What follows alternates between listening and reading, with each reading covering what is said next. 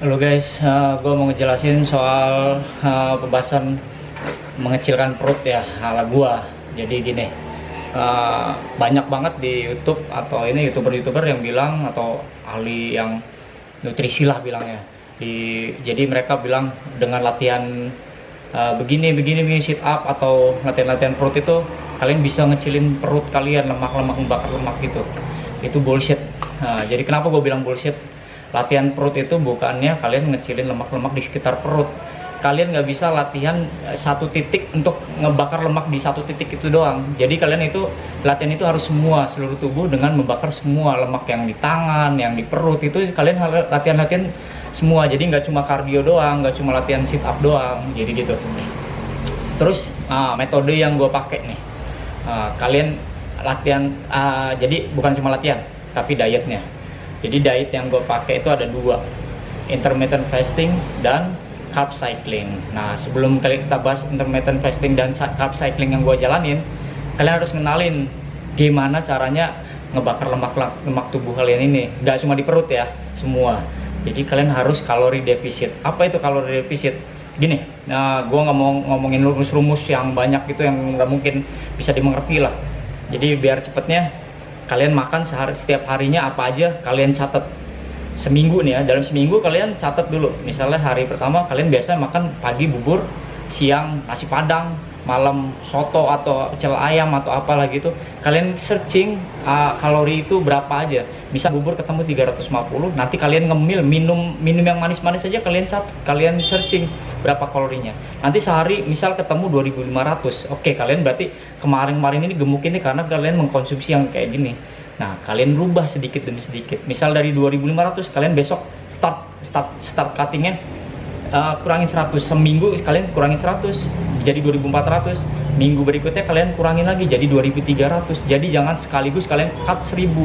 Jadi kalau kalian cut segitu, itu nggak sehat jatuhnya. Jadi kalian malah jadi bisa sakit. Dengan kalian meng-cut 100, 200 emang progresnya lambat, tapi itu pasti loh. Jadi kalian nggak mau bikin metabolisme tubuh kalian itu acak-acakan atau hormon kalian acak-acakan. Kalian pengen secara sehat ya. 100, 200 itu selama kalian sebulan pertama pasti ngerasain kalian bakal hilang 1 atau 2 kilo. Emang cuma dikit, tapi itu pasti pengaruh. Nah terus kalau pengen lebih cepat lagi, kalian pakai latihan atau nge-gym atau misalkan sepeda atau lari, nggak apa-apa. 1 jam aja kalau lari kalian bisa ngebakar sekitar 100 atau 200 kalori kan. Jadi kalian udah cut kalorinya 100 atau 200 kalori per hari, ditambah kalian olahraga cut 200 jadi udah 400. Jadi gitu.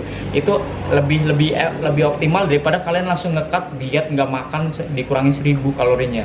Nggak bisa gitu. Jadi kalian harus mengkombinasikan. Nah, kalau pengen lebih ekstrim kayak saya di-cut biasanya saya sehari makan per 2 atau 3 jam. Jadi sehari bisa 7 kali. Nah, saya cut sekarang saya tambahin intermittent fasting. Intermittent fasting itu puasa. Jadi puasanya saya start makan jam 12 siang, stop makan jam 10 malam. Jadi 12 jam saya nggak makan.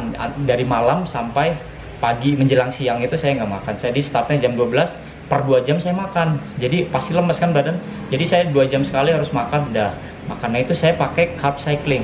Carb cycling itu apa? Jadi saya karbo yang masuk itu nggak tiap hari saya makan karbo, atau nggak tiap hari saya cut karbonya. Jadi ada 2 hari saya makan karbo, ada 2 hari saya nggak makan karbo sama sekali, cuma fat dan protein. Jadi gitu biar metabolisme atau hormon saya nggak acak-acakan. Walaupun progresnya lambat, tapi pasti itu hasilnya sebulan aja saya ngilang 4 kilo itu cuma lemak doang. Masa otot saya masih banyak banget. Jadi saya sering cek. Jadi tetap sehat lah. Jadi yang saya kalian coba dulu, kalian pasti bakal ngerasain. Jadi yang pertama kalian track dulu kalori kalian kurangin dikit-dikit, tambahin olahraga walaupun cuma dikit nggak apa-apa. Nah, terus kalian coba puasa selama 12 jam, start jam 12 atau jam 1 siang nggak apa-apa. Jadi sebelumnya kalian cuma minum aja, boleh kopi tapi jangan pakai gula, itu udah termasuk kalori. Jadi sebelum itu kalian nggak boleh masuk kalori sama sekali, cuma air saja. Jadi gitu.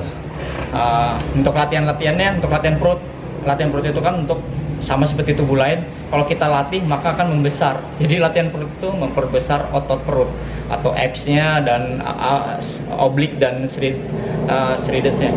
Jadi kalian bisa latihan perut dengan ngikutin dietnya, nanti hasilnya otot perut kalian besar gitu, six packnya tebal-tebal. Nanti saya kasih latihan-latihan perutnya supaya membantu kalian mempercantik lah otot-otot perutnya gitu. Jadi kalian fokus ke ngurangin kalori kalian dikit-dikit dan dibarengin dengan puasa pagi dan carb cycling, cobain deh. Itu menurut saya nggak merusak nggak ngeganggu metabolisme tubuh saya, jadi gula darah saya masih stabil, tekanan darah saya stabil, dan hormon saya juga saya pikir mental saya bagus lah saya pakai diet ini, jadi nggak acak-acakan ya. Jadi kalian coba, semoga bermanfaat.